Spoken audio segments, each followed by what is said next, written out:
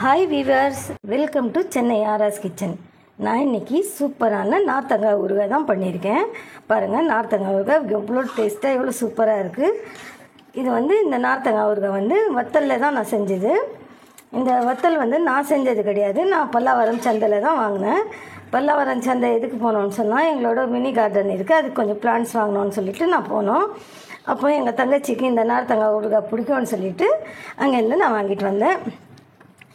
இன்ஷால்லா school quarterly exam முடிஞ்ச உடனே எல்லோரும் வர போகிறாங்க. எங்கள் தங்கச்சிங்களுக்கு பிடிச்ச விஷயம்லாம் செஞ்சு கொடுக்கலான்னு பிளான் பண்ணியிருக்கேன். எங்கள் தங்கச்சிங்கன்னா எனக்கு உயிர். அவங்களுக்கும் சேம் அதே ஃபீலிங்ஸ் தான் என் மேலேயும் இருக்கும்னு நம்புகிறேன். இந்த சூப்பரான ஊறுகாய், இது ஹெல்த் பெனிஃபிட்டான ஊறுகாய் எப்படி செய்கிறது, இதுக்கு என்னெல்லாம் தேவைன்னு பார்க்கலாம். அப்புறம் இந்த ஊறுகாயை நீங்கள் வத்தலில் செஞ்சிங்கன்னா 1 வருஷத்துலேருந்து 2 வருஷம் வரைக்கும் கூட நல்லா அப்படியே இருக்கும், கெட்டு போகாமல் இருக்கும். அது நீங்கள் பச்சையாக வாங்கி செஞ்சிங்கன்னா கொஞ்சம் சீக்கிரமாக கெட்டு போகிறதுக்கு சான்சஸ் இருக்குது. நீங்கள் ட்ரை பண்ணுங்கள் வத்தல் வாங்குறதுக்கு. நான் வாங்கி தான் செஞ்சேன். இல்லை வத்தல் போடணுன்னாலையும் நான் வத்தல் ஒரு வாட்டி உங்களுக்கு போட்டு காட்டுறேன். கண்டிப்பாக இந்த ஊறுகாவை நீங்கள் செஞ்சு சாப்பிடுங்க. ரொம்ப ஹெல்த் பெனிஃபிட் இது. நரைச்சிருக்கிற முடியெல்லாம் கூட குறைஞ்சிடும், நரைக்கிறது குறைஞ்சிடும். அந்தளவுக்கு ஹெல்த்தி பெனிஃபிட்டான ஊறுகாய் இது. வாங்க இந்த ஊறுகாயை எப்படி செய்கிறது, என்னெல்லாம் தேவைன்னு பார்த்துக்கலாம்.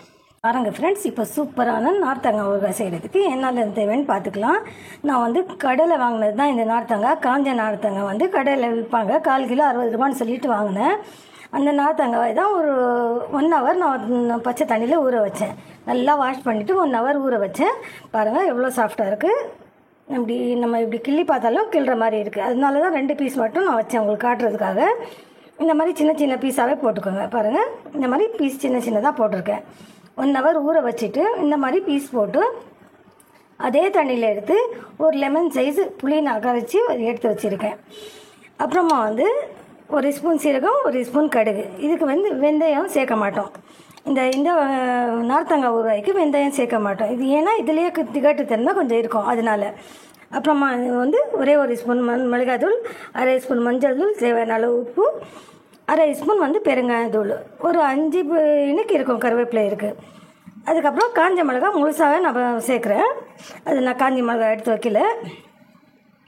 நான் முழுசாக ஒரு 4 காஞ்ச மிளகாய் சேர்ப்பேன். நான் உங்களுக்கு தாளிக்கும் போது காட்டுறேன்.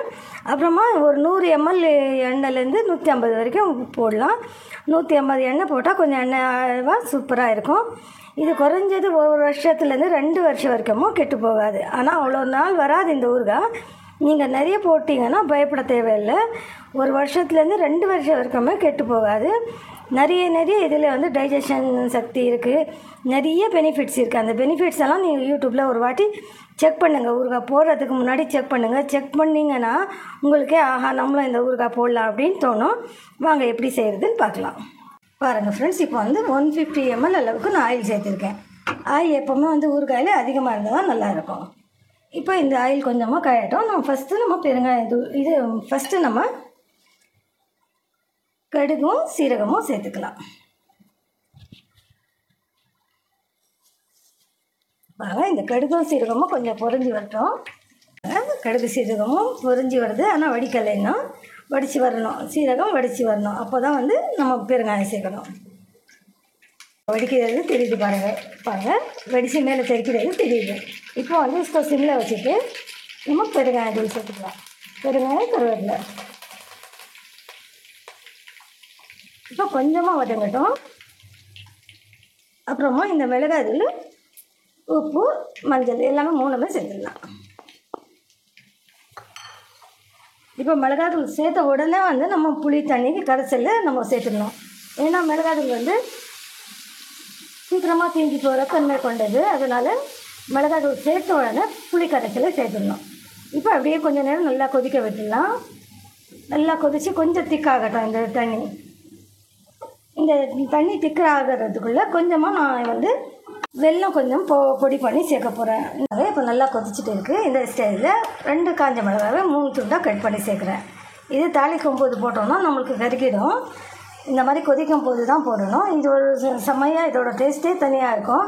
நீங்கள் ஒரு வாட்டி கண்டிப்பாக ட்ரை பண்ணி பாருங்கள். இப்போ பாருங்கள், ஒரே 1 ஸ்பூன் அளவுக்கு தான் இருக்குது வெல்லம் நான் கட் பண்ணியிருக்கேன். இப்போ பாருங்கள், எண்ணெய் பிரிஞ்சு வருது, உங்களுக்கு தெரியும்னு நினைக்கிறேன். இன்னும் கொஞ்சம் திக்காகட்டும். நான் உங்களுக்கு ஜூமில் காட்டுறேன், எண்ணெய் எவ்வளோ அழகாக பிரிஞ்சு வருதுன்னு பாருங்கள்.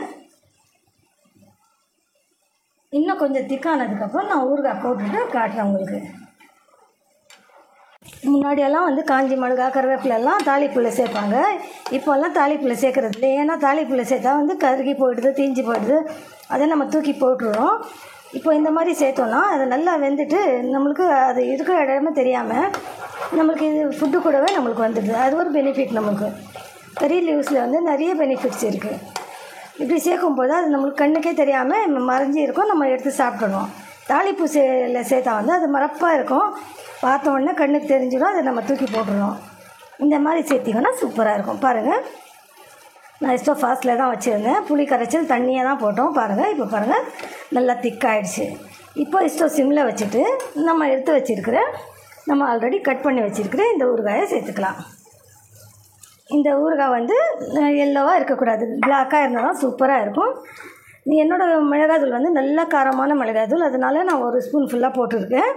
உங்கள்கிட்ட காரம் பொறுத்து நீங்கள் 1 ஸ்பூனோ இல்லை 2 ஸ்பூனோ சேர்த்துக்கோங்க. பாருங்கள், நம்ம இப்போ மிளகாய் போட்டாச்சு. சூப்பரான அழகான ஊறுகாய் ரெடி ஆகிடுச்சு. இப்போ வந்து ஒரு 5 மினிட் மட்டும் நம்ம கொதிக்க விட்டுடலாம். கொதிக்க விட்டோன்னா அந்த மசாலா எல்லாம் வந்து இந்த நார்த்தங்காயிலே ஊறும் போது இன்னும் சூப்பராக இருக்கும். பாருங்கள், ஜூம் பண்ணி காட்டுறேன். எவ்வளோ அழகாக எண்ணெய் பிரிஞ்சு வந்திருக்கு பாருங்கள். இந்த ஊறுகாய் நீங்கள் 1 வருஷம் வச்சாலும் கெட்டு போகாது. சேம் டைம் டேஸ்ட்டும் சூப்பராக இருக்கும். நம்ம வெல்லம்லாம் சேர்த்துருக்கோம், உப்பு, புளிப்பு, காரம், வெல்லம் எல்லாம் சேர்த்துருக்கோம். செம்மையாக சூப்பராக இருக்கும். கண்டிப்பாக ட்ரை பண்ணி பார்த்துட்டு எனக்கு கமெண்ட் பண்ணுங்கள். பாருங்கள், சூப்பராக நல்லா மிக்ஸ் ஆகிடுச்சு. இப்போது வந்து நல்லா கொதிச்சிட்டு இருக்குது. நான் இப்போ எடுக்க போகிறதில்ல, இதை நாளைக்கு காலையில் தான் எடுத்து நான் பாட்டிலில் சேர்க்க போகிறேன். அவ்வளோதான் ஃப்ரெண்ட்ஸ், என்னோடய சூப்பரான நார்த்தங்காய் ஊறுகாய் ரெடி ஆகிடுச்சு. ஹெல்த் பெனிஃபிட்டான ஊறுகாய் ரெடி ஆகிடுச்சு. என்னோட இந்த வீடியோ உங்களுக்கு பிடிச்சிருந்தா என் வீடியோவை லைக் பண்ணுங்கள், ஷேர் பண்ணுங்கள், கமெண்ட் பண்ணுங்கள். ஃபஸ்ட் டைம் பார்க்குறீங்கன்னா ப்ளீஸ் சப்ஸ்கிரைப் பண்ணுங்கள். தேங்க்யூ.